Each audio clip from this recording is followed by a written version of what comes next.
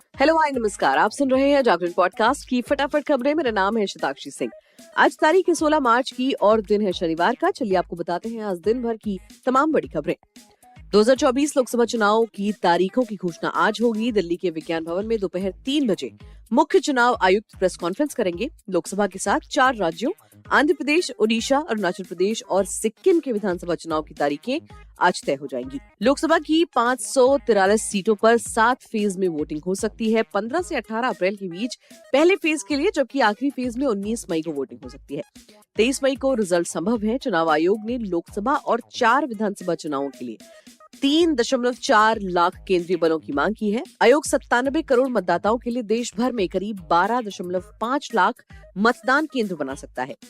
तारीखों की घोषणा के साथ देश में आचार संहिता भी लागू हो जाएगी, जो चुनाव प्रक्रिया पूरी होने तक रहती है। बढ़ते हैं अगली खबर की तरफ। दिल्ली के मुख्यमंत्री अरविंद केजरीवाल शनिवार को प्रवर्तन निदेशालय यानी कि ईडी के संबंध मामले में राउज एवेन्यू कोर्ट के सामने पेश हुए। पेशी के 1 मिनट बाद कोर्ट ने उन्हें 15,000 के मुचलके पर जमानत दे दी। कोर्ट ने इस मामले में केजरीवाल को हाजिर होने की भी छूट दे दी है।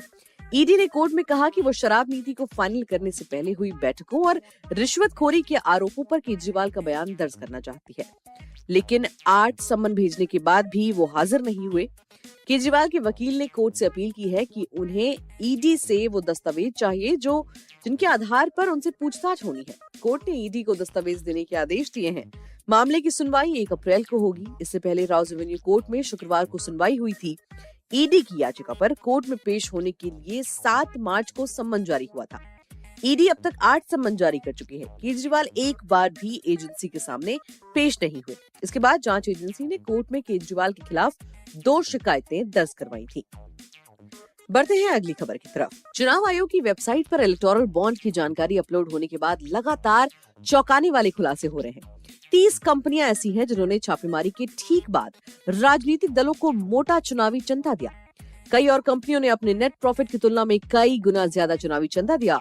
कोलकाता की कंपनी मदनलाल लिमिटेड ने 2019 में लोकसभा चुनाव से पहले 2 बार में 182.5 करोड़ रुपए के बॉन्ड खरीदे, जबकि इस दौरान उनका नेट प्रॉफिट महज 1.81 करोड़ रुपए था। 2020-21 में भी ये 2.72 करोड़ रुपए ही रहा। 2022-23 में महज 44 लाख था। यही नहीं, सबसे ज्यादा चंदा देने वाली 30 कंपनियों में से 14 ऐसी हैं जिन पर केंद्रीय या राज्य जांच एजेंसियों की कार्रवाई हुई है।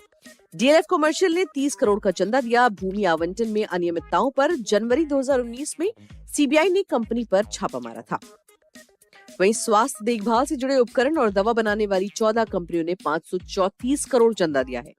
राशि 20 से 10 करोड़ है, जिसमें doctor Reddy's lab, Torrent pharma, Natco pharma, Divi's lab, Aurobindo pharma, Cipla, Sun pharma lab, Hetero drugs, Zydus health care और मैनकाइंड फार्मा भी शामिल हैं।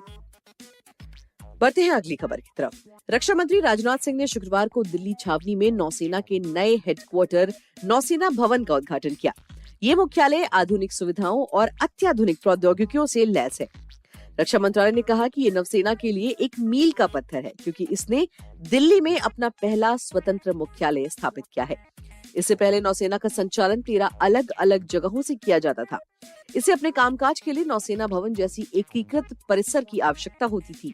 अत्याधुनिक मुख्यालय का उद्घाटन नौसेना के लिए एक महत्वपूर्ण कदम है।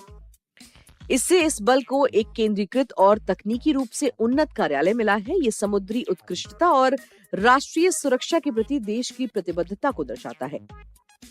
बात कर लेते हैं विदेशी खबर की। पाकिस्तान की सियासत में लगभग 45 साल से सक्रिय रहे पूर्व प्रधानमंत्री नवाज शरीफ का राजनीतिक सफर अब पूरा होने को है।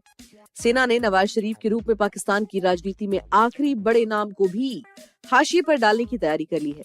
सूत्रों के मुताबिक आर्मी चीफ आसिम मुनीर ने नवाज को जल्द लंदन लौटने के आदेश दिए हैं। नवाज के करीबी एक भरोसेमंद सूत्र का कहना है कि वो कथित रूप से खराब सेहत का हवाला देकर लंदन वापसी का अपना प्लान जाहिर करेंगे। हालांकि ये नवाज का राजनीतिक फेयरवेल होने वाला है। नवाज के लंदन लौटने से आर्मी देश के प्रमुख नेताओं पर अपनी पकड़ को और मजबूत कर लेगी। अब देखिए, नवाज की विदाई के 2 बड़े कारण हैं। पहला ये कि नवाज मनशेरा सीट से हार गए थे। लाहौर से 50,000 वोटों से पिछड़ रहे नवाज को बाद में 80,000 से विजेता घोषित किया गया। यानी नवाज शरीफ का जनाधार बेहद सिकुड़ गया है। उन्हें भी ये पता चल चुका है कि हाईकोर्ट में लाहौर सीट पर नवाज की जीत के खिलाफ रिकाउंटिंग की अर्जी लगी है। और दूसरा ये कि नवाज शरीफ की बेटी मरियम शरीफ को पंजाब सूबे का मुख्यमंत्री बनाया जा चुका है। भाई शहबाज शरीफ अभी पाकिस्तान के प्रधानमंत्री हैं। अब ऐसे में आर्मी ने नवाज शरीफ को दो टूक कहा है कि अब उनका परिवार राजनीतिक रूप से सेट हो गया है, उन्हें पाकिस्तान से रुखसत हो जाना चाहिए। चलिए इस बुलेटिन का एंड करेंगे, लेकिन उससे पहले आपको बता देते हैं मौसम का हाल। सर्दी के बाद देश भर में गर्मी धीरे धीरे दस्तक दे रही है। हालांकि कई राज्यों में बारिश का दौर अभी भी जारी है। 16 से 19 मार्च के दौरान पूर्वी और मध्य भारत में गरज के साथ हल्की बारिश होने की संभावना है। मौसम विभाग ने झारखंड, ओडिशा, विदर्भ, छत्तीसगढ़ और पूर्वी मध्य प्रदेश में गरज, बिजली और तेज हवाओं के साथ बारिश होने की आशंका जताई है। आईएमडी ने 16 मार्च यानी आज उप हिमालयी पश्चिम बंगाल और सिक्किम में हल्की बारिश और बर्फबारी की भविष्यवाणी की है। मौसम विभाग के अनुसार 20 मार्च की रात से एक ताजा पश्चिमी विक्षोभ पश्चिमी हिमालय क्षेत्र में प्रभावित करने की संभावना है। इसके कारण 20 और 21 मार्च को जम्मू कश्मीर, लद्दाख, गिलगित बल्तिस्तान, मुजफ्फराबाद और हिमाचल प्रदेश में हल्की बारिश और बर्फबारी हो सकती है। तो आज के लिए फिलहाल इतना ही। देश और दुनिया की तमाम खबरों को जानने के लिए जुड़े रहिए हमारे साथ और सुनते रहिए जागरण पॉडकास्ट की फटाफट खबरें।